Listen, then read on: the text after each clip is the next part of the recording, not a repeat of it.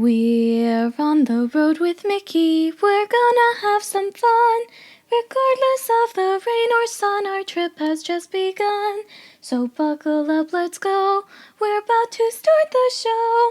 And maybe if you like us, you'll see where else we'll go. Hi everyone, I'm Sophie, he's Mike. Welcome to our little corner of the podcasting universe. Hopefully you like the sound of our voices and you want to stick around for the show. Not that it stays in one place for long. I mean, after all, we are on the road with Mickey. So hop in the car and buckle up your seat belts because we've got an awesome adventure this week. Now a brief rundown before we get moving. First up, our roundtable talk where we'll discuss the main topic for this week, followed by some Disney trivia ranging from Disney history to a random Disney character of the day. Well, that's just about it. Everybody ready? Let's get this show on the road. Hey everyone, I'm Mike, and she's Sophie. Hello there. And who's your special guest, Sophie? Yes, I do have a special guest because we were talking about Hollywood Studios today as a continuation of last week, or technically it was last Saturday's episode because we decided to deploy the episode a little bit late. But I have a very special guest from Hollywood Studios. My daddy surprised me with him. This is FA9. He's asleep right now because I didn't want to turn him on, but he would say hi if he was awake, and he's my droid. And what does FA9 stand for? FA9 is what I named him because I was thinking about all the different droid names in the Star Wars universe, and I realized that F is the sixth letter of the alphabet, A is of course the first, and that makes 619, which is my birthday. I was born June 19th, so I figured it would be a good name for my birthday present this year. There you go. So, I'm Mike, and she's Sophie, and Hello that's there. FA9. Yep, he's going to be joining us. I'm actually going to put him in my lap. You Okay. can't see him, but he's in my lap. And we're all on the road with Mickey. Yep. This is episode number 30 for July 27th, 2020. And this is our Walt Disney World Recap Part 2, where we're going to talk primarily about Hollywood Studios, but also about a last bit of information about the different things regarding social distancing and the masks and what worked and what didn't and all that. Mm-hmm. So we hope that you'll enjoy it, and I hope you enjoyed the first part of our talk as well about the other three parks. Yes. So no cheddar from the big cheese this week, because like Sophie said, we just published 2 days ago. So we're just going to step right into it and get right into our feature topic, and we're going to talk about our fourth park, which was Disney's Hollywood Studios. Yep. And And we we took. didn't Sorry. really do much at Hollywood Studios, did we? No, we didn't, and there were a few reasons for it. Um, One of the biggest reasons was the heat of the day. Yeah. You know, the park opened at 10 a.m. and we Mm-hmm. were there right at rope drop, even though technically they don't have rope drop. So when you get there, you can go wherever you need to go. You just can't get on a ride until the park is officially open. But we had our 10:05 a.m. droid appointment, so we kind of had to hoof it a little bit, didn't we, Soph? We definitely did. But we were there right on time at Galaxy's Edge at the Droid Depot, which is where you go to make your droid. Mm-hmm. And Sophie went through the whole process. Tell us what that was about, Sophie. Well, the way the droid building process works is you do actually build a droid. You first have to have an idea in your mind of what kind of droid you want. Me, I wanted a BB unit. So I got a BB unit, and there are many different components. The engineers in the shop will help you decide, and there's this conveyor belt with all the different parts to make all the different droids, and you have to pick out the parts that you need, and you will have a list of what you need, and it's very easy to tell which parts are which if you read the list. Yeah, Because it's like a basket, right, Sophie, with all the different parts you need. yep, and each And I've looked at the manuals for both types of droids. There are the R series like R2D2, and there are the BB series like BB-8, and they both consist of 4 parts, well, technically 5 because for each one of the parts is a pair to fit the droid. So you grab the parts, you put them in the basket, and then you go over to the building station. And if it weren't for the fact that I don't think we would be able to really get it on camera, I would show you how I put my BB unit together, but because of the angle of the camera, I don't think it would work very well, but it's actually really easy. I might actually make a YouTube video about it outside of this episode and then show you guys. actually, Sophie, I think I was live streaming it the whole time. So I'm going to upload that live stream to YouTube as well. That is So true. so that I don't know if it covers the exact detail, but it goes into Yeah. a lot of it. So hopefully it'll be fun for people to watch. But but yeah, so the engineer helps you construct the droid. It tells you what parts go where and helps you Hmm. with it. And in addition to building FA9, you also elected to add a couple things. Yeah, this is the bag that I got with him, and it is basically a bag that I can carry him around Galaxy's Edge in because, unlike the Disneyland one, I talked with my California friends Jagan and Aunt Sheila about this, and they told me that you can move your droid around freely in the Disneyland Galaxy's Edge.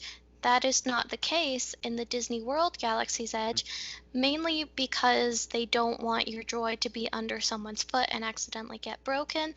That's my idea for it. So basically, you carry them around with you, and if you get the bag like me, then you have the bag and they can see out of it and they can interact with the droids as you carry them around, and it's fine. But if you don't get the bag, they have a carrying box for you to use. It's not as handy as the bag, I don't think, but it can still keep your droid safe and it can keep everything you need together. Yeah. And one last upgrade you got for FA9 was A personality chip. My dad is not quite happy about my choice, I don't care. but Just teasing. yeah. Oh, sure, you were just teasing when you called those stormtroopers scum, despite the fact that they were originally on your side. I was teasing then too, so Daddy is teasingly not happy about it, but I decided to get my droid a personality chip, and there were 3 options. There was Resistance, there was Smuggler, and there was the First Order. And since the First Order is the closest to the Empire, and I am pro-Empire, I chose the First Order personality chip, while my dad is Rebel Scum. that's right. I went with resistance. If I had a droid, it'd be a resistance droid. I would have gone for Smuggler just to have that neutral okay area between us, but then I was like, it's my droid. He's getting it from me, and he said so. So, Yep. So anyway, it was a fun experience though, going through all that. It didn't take long at all. It no, only it takes didn't. about 10-15 minutes to make your droid. So but it Hmm. was fun, you know. And so as we got to Hollywood Studios, the first thing we did, of course, was go straight back to Galaxy's Edge and to make our appointment. And you know, if I had thought about it, I would have made the appointment for a little bit later, because then we Yeah. could have probably done other stuff before getting to Galaxy's Edge, which you know, as most people will realize, is is in the very back of Hollywood Studios. So there's a lot of stuff we walked right by. Hmm. Um, so live and learn, you know.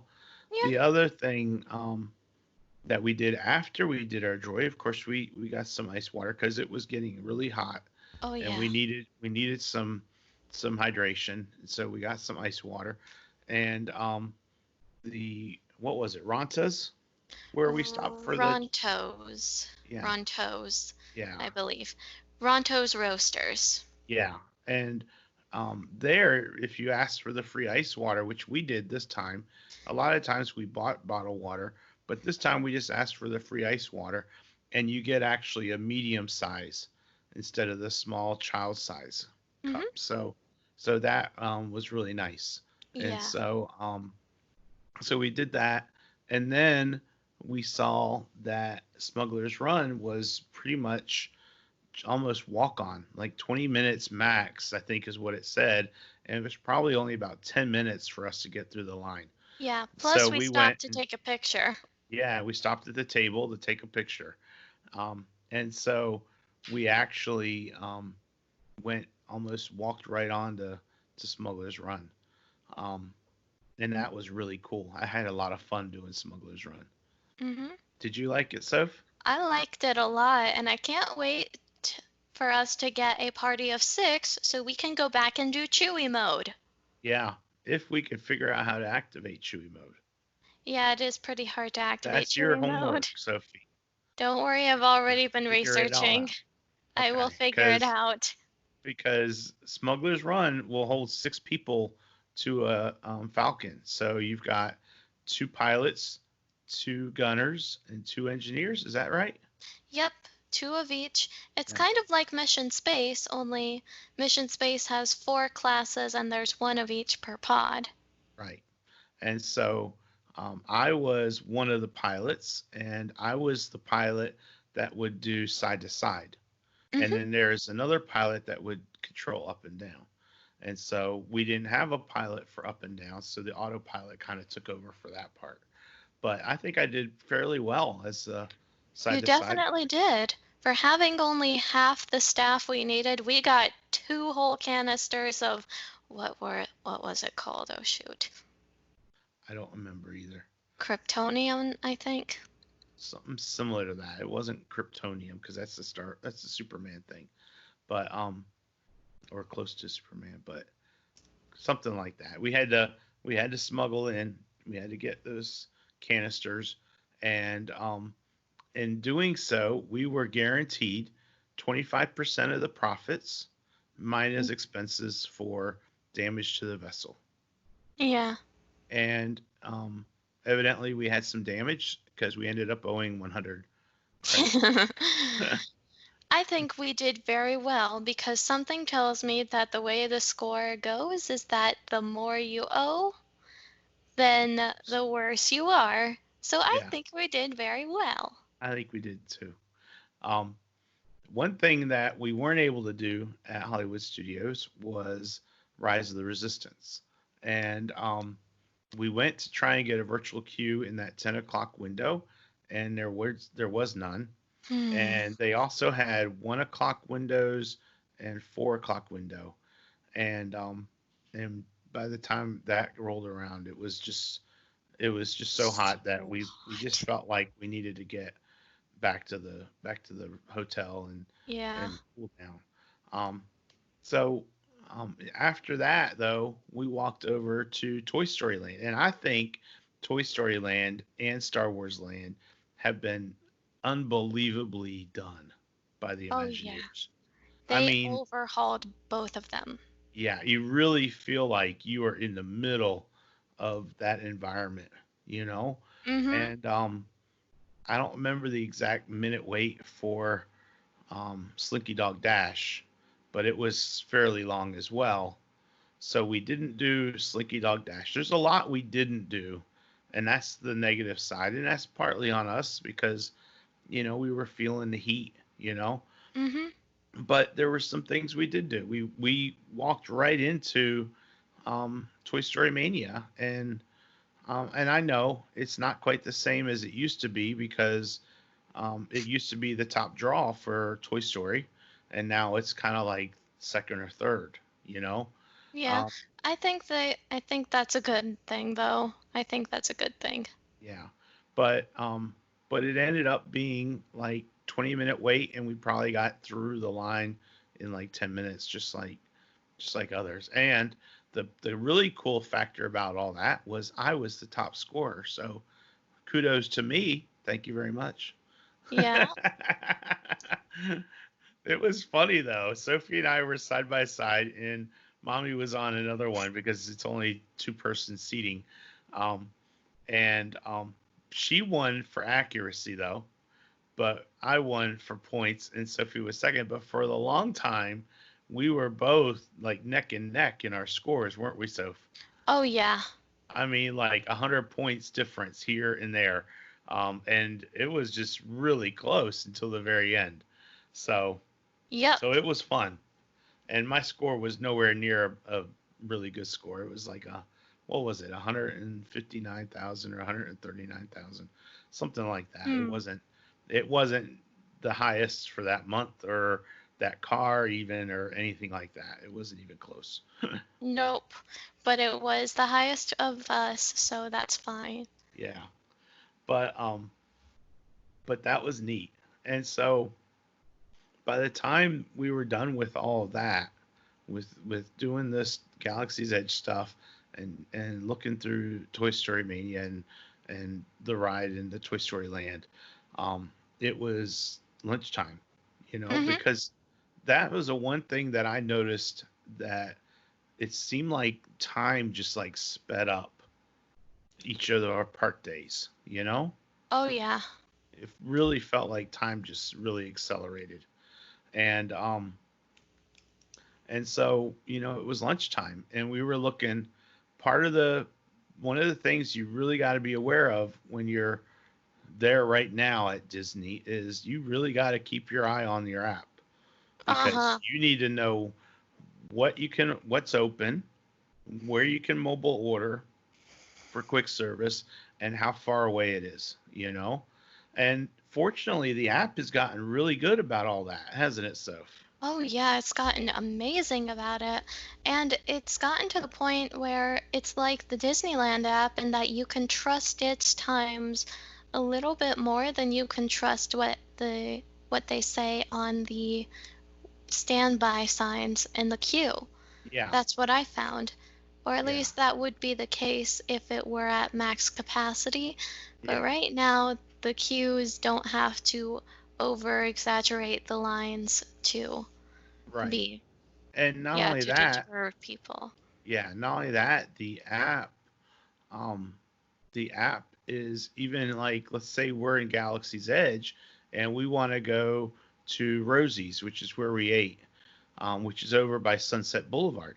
You can use the app to get your walking directions and figure out how long it's going to take you to get there.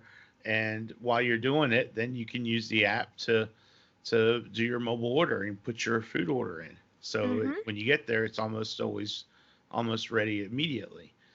So it's really a cool app as far as all that goes. It's got its own GPS built into it. It's got your plans and everything like that. They've done a lot of good work with it. The Yeah. key is to make sure that you check it often to make sure you know which one you want to eat at, um, and also to make sure that where you want to eat is open, like we talked about with Columbia Harbor House, that being Yeah. It was lunch. such a shame that it was closed, but we understand why. It just wasn't physically big enough. Right. But so we went over by Sunset Boulevard and we had lunch. Hmm. And um, one of the things that we found out was that for a lot of these meals, we can order them, um, and like Cindy and I can split it. Mommy and I can split it because, or ordering off the kids menu, because a lot of the food is just so much. It's more than you can eat. Yeah, There's more than we could eat anyway, and that definitely. is never something that I ever thought I would say, because I know how to put down some food, but but it worked, and then after lunch, you wanted to do um, Tower of Terror. Yep. And so you went off to do Tower of Terror while we relaxed and stayed out of the heat. Hmm. And Then after we did Tower of Terror, there was another um, attraction that we did that we had never done before, right, Soph? Right. And what was And that about? and it was basically, to us, it was a way to get out of the sun and sit in the air conditioning for a bit, but it was focused around the Cars franchise, which is not a movie you would necessarily expect to have a ride like, well, an attraction outside of a test track-esque ride like they do over in Cars Land in Disneyland, but they don't have the space for that in Disney World, I don't think. Right, And so you wouldn't expect to see it somewhere else. And you definitely wouldn't expect to see the characters from the newest movie in the Cars franchise, and that's Cars 3. But this was a show about Cars, it was a racing academy show, yeah, and basically it follows along Lightning McQueen and Cruz Ramirez, the yellow car from the third movie, and it's basically like you're a aspiring racing car and you're watching Lightning McQueen take laps around the simulator that they used in the movie, and it is actually really interesting. Like, yes, it's just a show, but it's not boring, at least right. not in my opinion. I didn't think it was either. It was the first time we saw it. It was called Mhm. the Lightning McQueen Racing Academy, and it was different because you walk in and where you sit is pretty much where you watch the movie from. And just like everything at Disney, it was had socially distanced spacing, so they had rows closed off and they had seating closed off on a particular row so that you weren't all crammed together like sardines. Mhm. And it was fun though because you're a rookie driver, and like Sophie was saying, and you're going through the simulation. But what you don't realize is that Chick Hicks, that idiot, pardon me, sorry, Yeah. that Oh no, that it's that fine. unnice driver has The hacked the green with system. envy, dude. Yeah, the Green with Envy dude has hacked the system to make it harder for Lightning McQueen to succeed. And so it was fun to see how they made it work, you know. Mhm. So it was just a fun little ride. And I think, and like Sophie said, it's a movie, it's not a ride. But I think it's geared more towards the kids for sure, but it's also indoors. So if it's a super hot day, then it's worth seeing. Oh Um, yeah. and Even if it's just to get out of the sun, right, because it's also nice and dark in there. yeah, and also some of the things that were closed down at Hollywood Studios, like Beauty and the Beast and so forth, um, they tend to turn Hollywood Studios into not necessarily, in my opinion anyway, a full day park. I Yeah. think, you know, if we had elected to stand in the lines for Slinky Dog Dash or for um, Mhm. the Alien Saucer Swirl or for the new Mickey and Minnie and the Runaway Railway, I think it would have been a full day. But for Slinky Dog and for Mickey and Minnie at least, those attractions were predominantly right under the baking sun. And so we were worn out. And I think part of that Yeah. was because it was near the end of the trip and we had been go, go, go for 5 days in a row now. Um, and I Yeah. think that catches up to you a little bit. Mhm. So, but we had fun, and then after we finished our Hollywood Studios day, the last day we used a park ticket was at the Magic Kingdom, and I still think that of the three of us, I think we would probably all agree that the Magic Kingdom was our favorite park. Oh yeah, definitely. So, So, and and I think it's just because it has so much you can do. But anyway, enough about the Magic Kingdom. And is there anything else that we need to talk about regarding Hollywood Studios? Well, I do think that we didn't do everything we could have done in the Hollywood studios, Yeah, and I that's why agree. we have so little things to talk about it, although we did get a fair bit of commentary on it.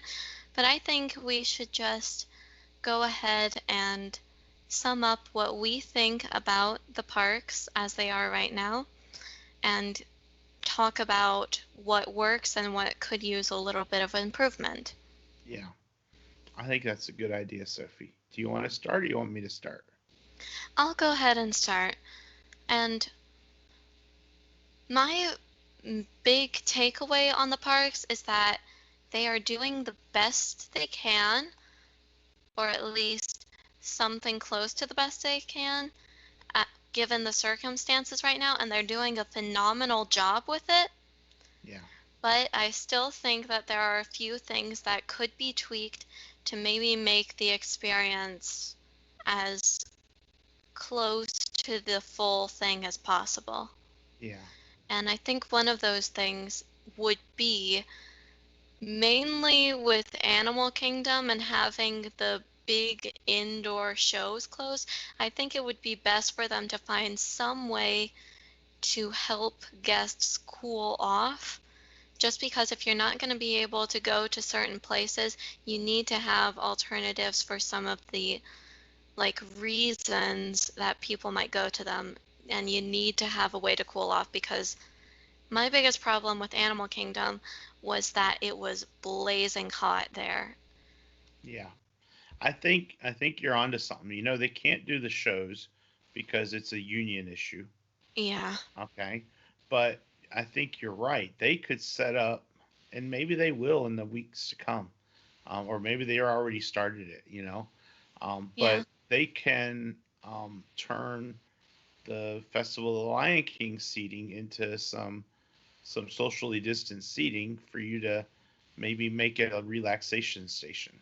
You know, Yeah. or do the same thing at the theater for the Finding Nemo the musical. Mhm. And then you've got some areas that are out of the sun, putting some fans in or running the air conditioning.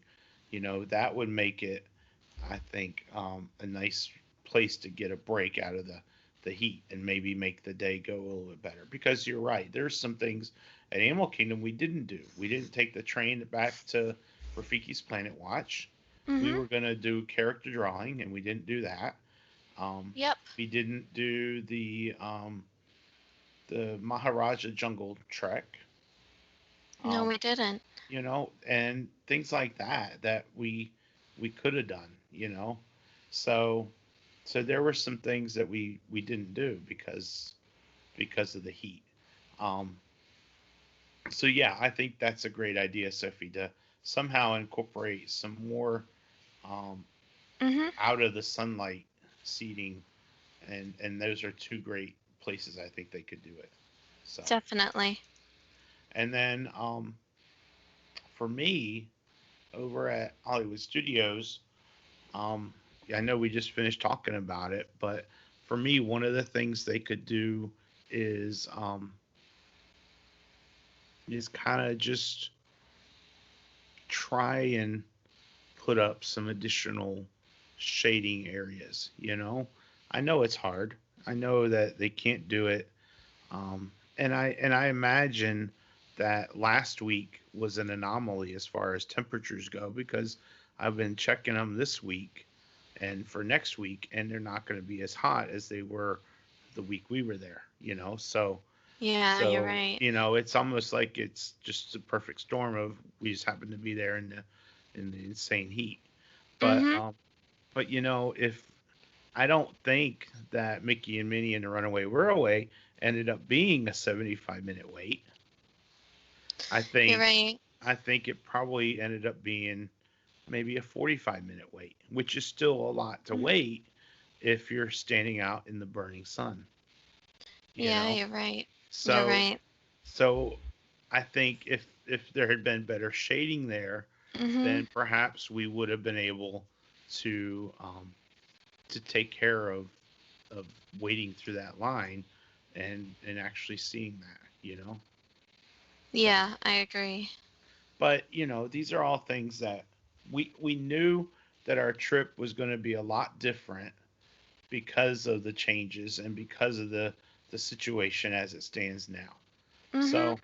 So we made the best of it. I think we still had an awesome trip. We did.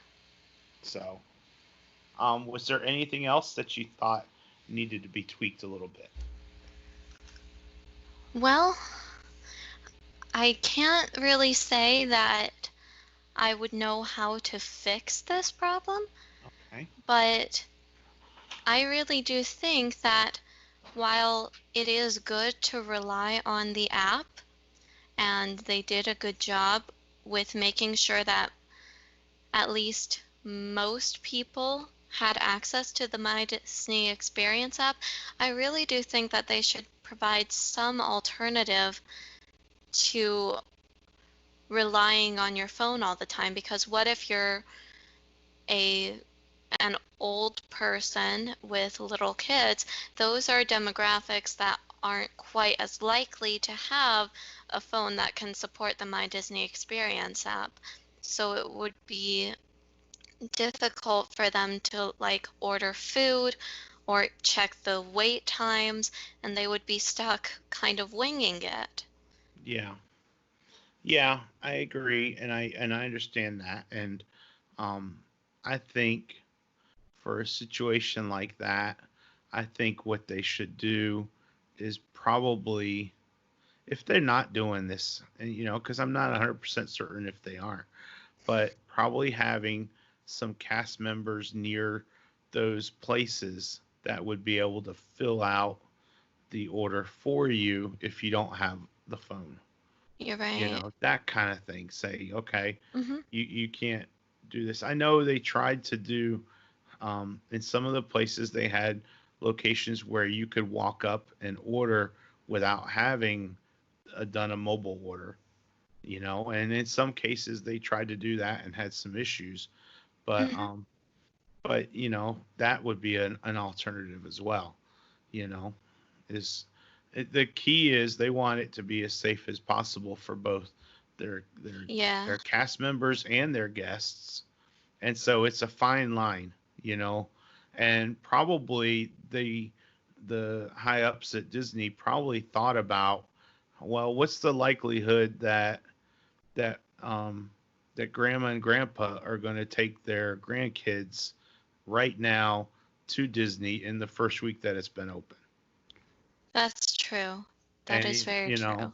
so I think the key is to, like you said at the beginning, is they're doing the best they can, and they are, and Yeah. they're doing really well, and they're trying to maximize the enjoyment for the people that they expect would be there. You're And right. so I think they did that. I think, um, for a first timer, we talked on live streams about how it would be really hard for a first time park goer to navigate and to deal with this right now, Mhm. because there's a lot of things that we couldn't do. We couldn't stand and watch a full parade.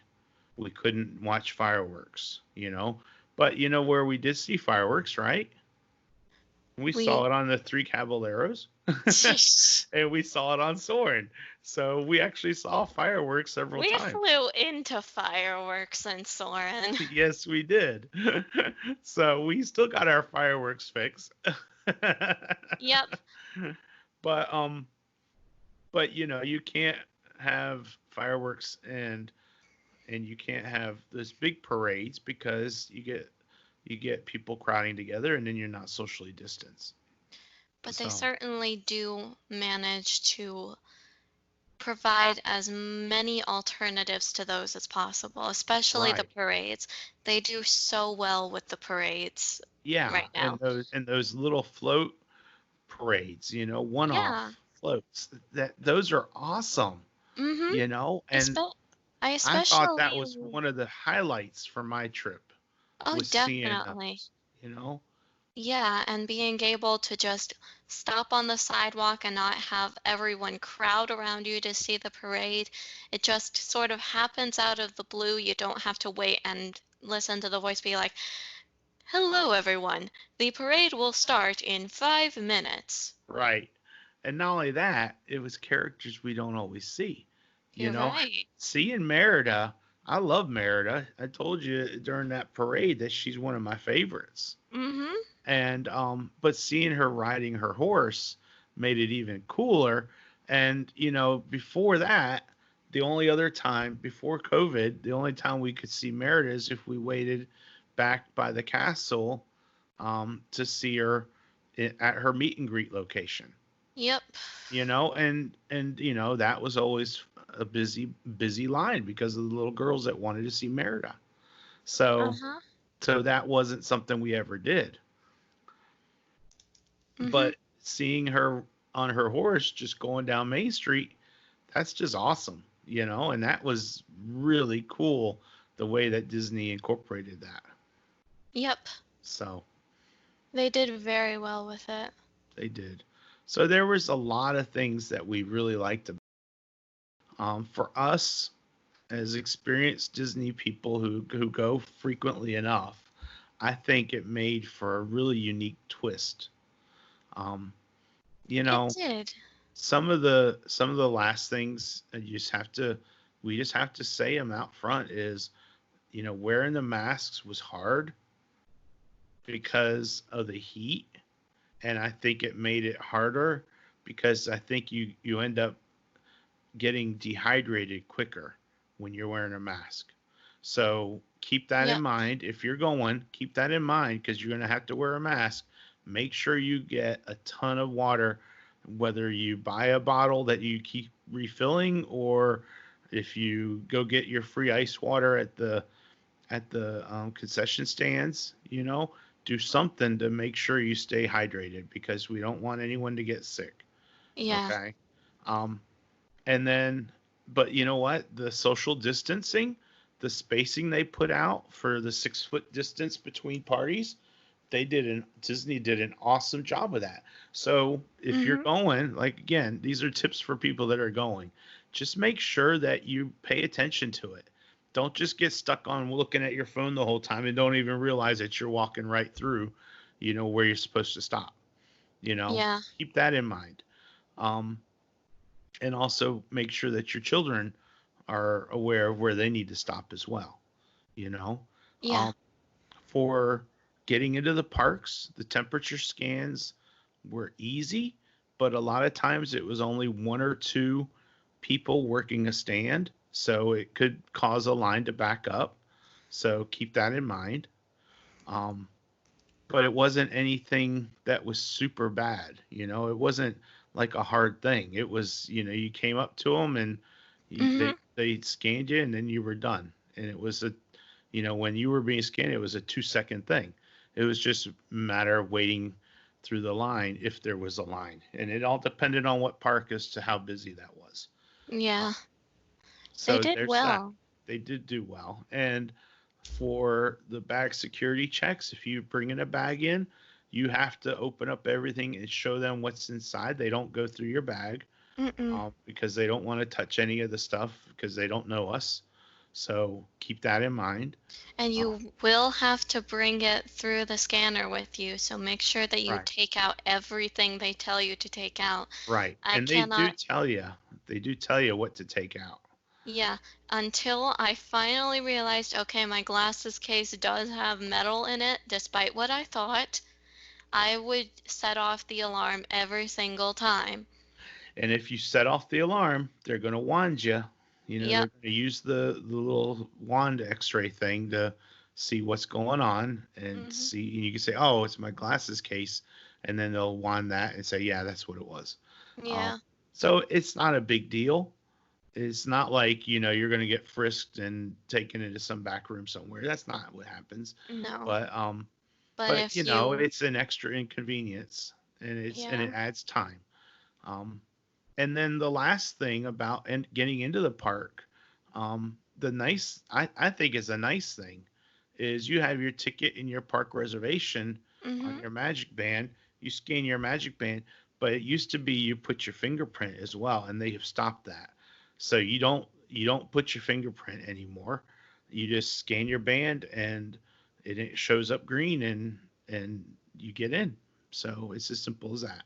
Yep. So and that went, I think, really well. I think that whole Mhm. process went as well as it could be expected. Don't you think so? I think it went extremely well, and I agree with you. Yeah. So, beyond that, just the normal stuff about Disney still applies. Make sure, for getting into different shops, I guess one thing I didn't say is they have marked entrances and marked exits where you exit and where you enter from. So you got to follow that kind of that procedure if you're going into the emporium or into the confectionery or whatever. Yeah. Um, And sometimes it can be a tiny bit tricky to find the entrances since they're yeah, not where you expect them to be sometimes they're not. sometimes. But most of the time it's fine and it's very easy to get in and get out as well. They make Oh, sure you know exactly where you're going. Yeah? and another thing they do is when you go in and enter, they have an iPad and they punch the number of people that are going in, and that gives a count of how many people are in the store. And as you're leaving, there's another person at an exit that punches the number of people that are leaving, and that decreases the amount. So they know within a fairly, I Mm, would say, fairly quick way exactly how many people are in a particular store and they already know what their capacity is for that store. So they're able to say, hey, that's too many people or that's perfectly in the amount. So that's a big deal. That's a really cool thing. mhm. So I think as far as those procedures go, I really do think Disney has that down pretty well. So Oh yeah, they've got it amazingly well. we saw with Three Caballeros how they stopped the line to clean all the ride boats. Yeah. We saw evidence that they do that at Navi River Journey and all that. So, Mhm. um, and we saw at what was it, Prince Charming's Regal Carousel, right? Yep. um, where they stopped the line and went through with sprayers to spray and disinfect the horses. So Mhm. they're doing things that um, to make so you see that they're taking this serious. So Yeah. so it's a big deal, and I think they've done a really good job with it. Mhm. So so They've done an amazing job with it. so anyway, I think that pretty much wraps up our Walt Disney World recap for part one and part two. Don't you think? Uh-huh. I think it does. Okay. So let's move on and let's complete this episode by looking at this day in Disney history. So, what do you Mm. got for us, Sophie? I have got a Star Wars themed entry, of course, because droid. Yes. And this takes us way back to the ancient year of 2010, where the D23, the official Disney fan club, gives members the chance to be the last to go on Star Tours before it closes for rehabilitation at Disneyland. Yesterday, Monday, July 26th, 2010, was the attraction's last regular day in business before Disneyland shut down Star Tours for a year to transform the attraction. D23 members could take a final ride after 1 a.m. Wow. And see, In, I remember when they shut it down for renovation because the original Star Tours was like one thing and that was it. And it was yeah, nowhere near as good. And then when it reopened, it was a big deal because it was computer generated, and you could go anywhere of one of, what was it, 25 or 30 different planets that it would take you. Mm-hmm. And So we actually have a quote from someone about the experience. go for it. I took my final ride on Star Tours late Monday night. It was cool riding the flight to Endor for the last time, particularly with an audience that was there specifically to see it before all flights were grounded. Mhm. On board during my final flight was a person dressed in an Imperial Stormtrooper's costume and a woman dressed up like Princess Leia. Quote, Imagineer Mark Aids. Nice. Aids. Nice. Not sure how to pronounce it, sorry. That's okay. That's nice though. Yeah, it is very nice. So is that the history for this week? Yep, that's all I've got. Wait, Okay. actually, this You got one, something it else? just caught me out of the corner of my eye. Go for it. The final episode of the animated Disney XD series, Randy Cunningham Ninth Grade Ninja, airs with the two-part Balls Well That Friends Well. I just saw it because Cunningham and I thought of Aunt Robin. Yeah, because we went up to see Aunt Robin this past weekend because it was her birthday. Yep, And seeing as how she's my sister and she's older than I am, she is my much older sister, even only though by she's my 3 years. only by 3 years, but I always think of her as the older sister.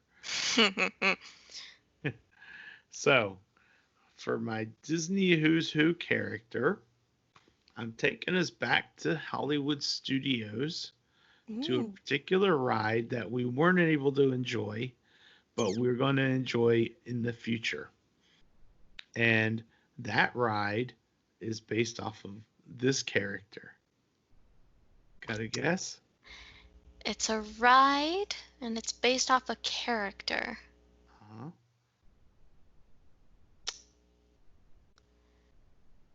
You want me to tell you? Slinky. You're That's my right. guess. You're Slinky Dog right. Dash. So Yep. Slinky Dog Dash, we didn't get to enjoy it, No. but Slinky Dog is who my character is.